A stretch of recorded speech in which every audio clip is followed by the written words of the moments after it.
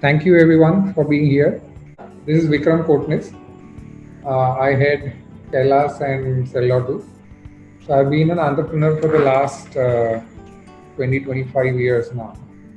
So I have founded companies, sold companies, built product companies, services companies. So today's session is all about whatever learnings we had, whatever things when we are starting off as an entrepreneur we failed to do, and what learnings we had through the period. It's just we're just going to discuss all these things. So the way we are going to structure it is it's going to be a 45-minute session.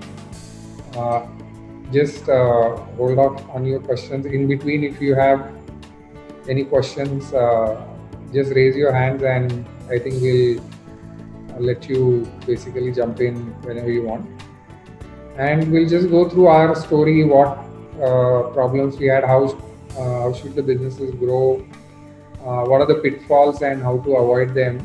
So before you get started on your digital marketing journey, what are the basics that allow you to pivot, that allow you to experiment, and primarily grow the top line at a profitable level is what we are going to discuss here today.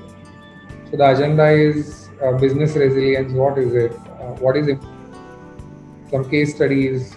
We quickly go through a diagnostic test, and we'll discuss what are the next upcoming sessions are going to be around this, and then we'll take questions. I'd love to hear from you guys on your experiences, challenges, and all these. So we'll leave a 15-20 minute session open for that. And because we also want to learn from you guys, and Nipun will do a small sales session after that. So let's get started. SMEs today almost account for 30% of Indian GDP growth. The number will be, if you take unorganized businesses, the number would be much higher actually.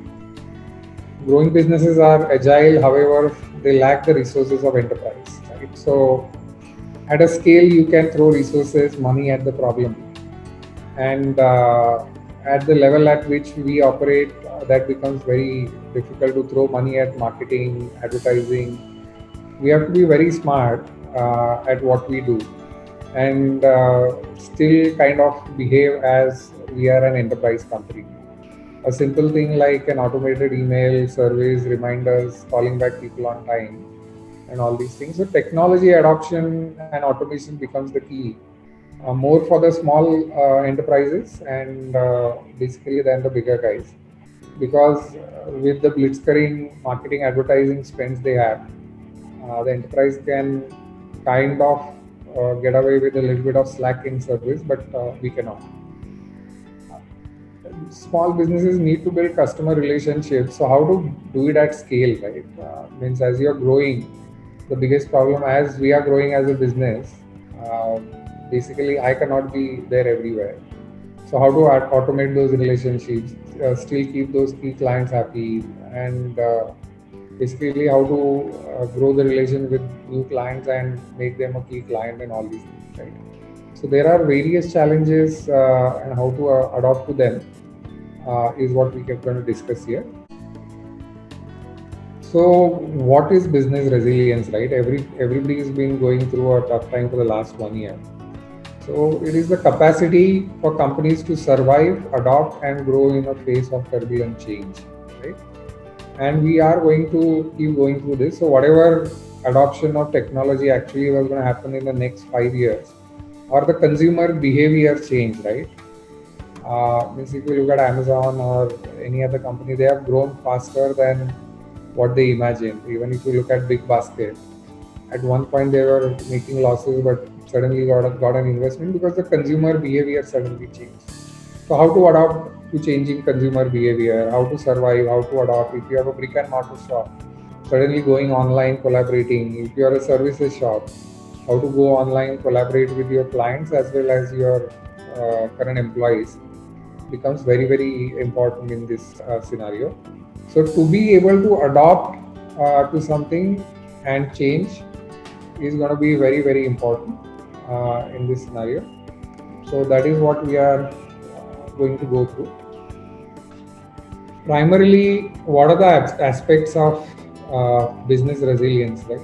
Uh, there are, so from our experiences, what we have learned is there are six main pillars of uh, business resilience. First one, obviously, पैसा बनाने के लिए all of us work. So finance is the most important part of any business. So building financial resilience is very, very crucial. Uh, so how do I do my cash flows? How do I? So we made very basic mistakes there when we were starting off.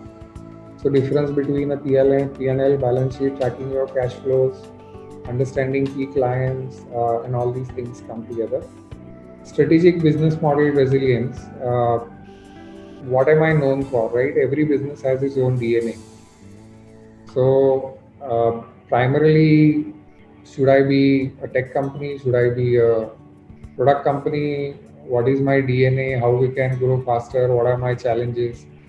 What business models can I float in a certain scenario where I can get more business with my current capability and capacity? Brand resilience again is how is my brand behavior when I'm adopting a new business model or pivoting. My brand behavior should not change. So how is the business model even kind of right for my brand behavior, right? And all these things have to be kept in mind. Technological resilience is something, see, at the core, digital adoption, technology is going to play a key role for small businesses to be able to. So it's a David Goliath kind of story. Everybody's driven. The drive is the most important thing. A culture of and framework for experimentation is very, very important. So basically, when I want to experiment with something, how will I measure it, right? So technology and data is the key to everything.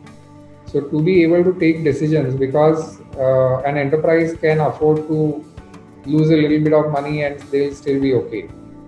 But for an SMB, to be able to lose some money is not an option, right? So how to kind of run experiments, look at data and say, okay, this is working for me, this is not. So adopting data and is the most important thing when it comes to an SMB. So technological resilience, learning new technology, learning new automation is very, very important.